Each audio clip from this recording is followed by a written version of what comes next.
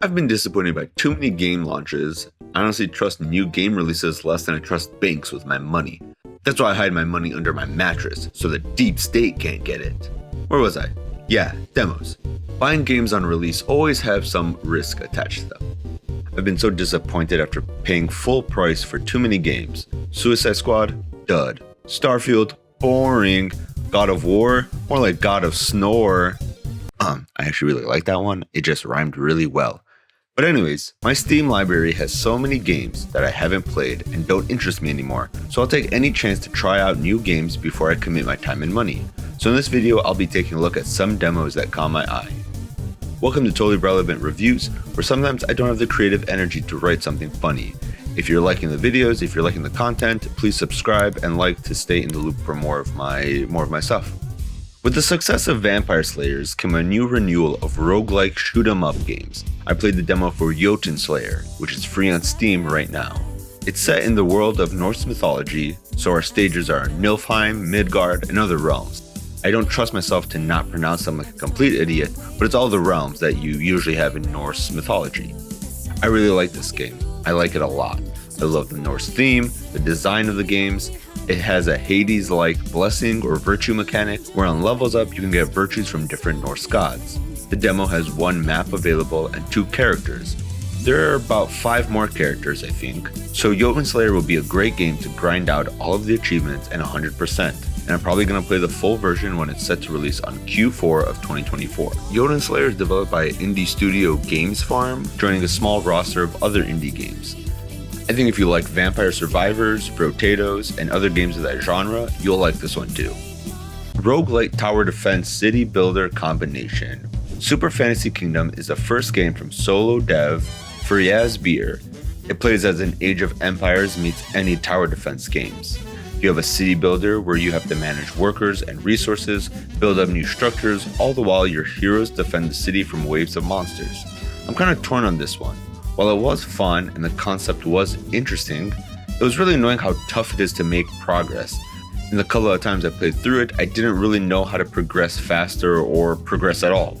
I didn't have the resources or workers to upgrade or build structures and upgrade or recruit heroes. I really had no idea how to get further in my run. This may be a skill issue, but I did not enjoy the starting difficulty. It's a fun concept, and hopefully the solo dev can work on balancing out the game. The Super Fantasy Kingdom is one that I'll hold off on. The demo is worth checking out, see for yourself whether you want to keep this on your radar. Maybe the difficulty was just a skill issue on my part. This is another good one to check out. Lords of Ravage is a tactical RPG roguelite, developed by Synthetic Domain, a small indie studio that has one other game on Steam. After playing the demo, which goes through one of 3 campaigns and ends after defeating the first boss of the campaign, you take control of Lord Berold, a general in King Whatever's army. After a disagreement over, let me check my notes real quick. A disagreement over slaughtering innocents. Okay, that checks out. The gimmick of this game is that you play as the villain in each run. Send your grunts out to weaken your enemies, then finish them off with Lord Berold. The first campaign has Lord Berold rebel against his king and begins looking for an ancient relic of terrible power. The map is a pseudo-open world map, where you have to choose different locations to enter and have a choice of benefits, resources, what have you. The typical roguelite areas. It reminds me of Slay the Spire, where you can take different paths and collect different resources or combat encounters. But at least in the demo, I was able to interact with every location on the map. I hope that's just because I didn't progress far enough to see exclusive encounters or locations.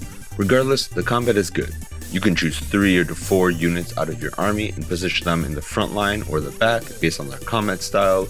You have melee damage dealers, tanks, supports, rangers. You have plenty of options when it comes to building your troop. You can recruit or upgrade your troop with gold, and your army stays dead when defeated in battle.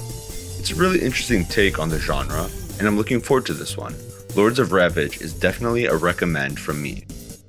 Supermarket Simulator took Twitch and streaming by storm, and Blacksmith Master seems very similar to that. It's a cozy crafting / management simulator. It's very similar concept to Supermarket Simulator, but managing a medieval blacksmith. Craft items, hire and manage workers, and build out a thriving blacksmith shop. As of the demo, you have 3 different QuickTime events for crafting, but very quickly you can hire other blacksmiths, assistants, and cashier to help run your store more efficiently.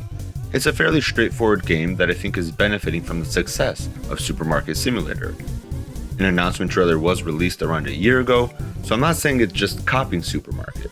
But I do think this game is designed for streamers to have a cozy game.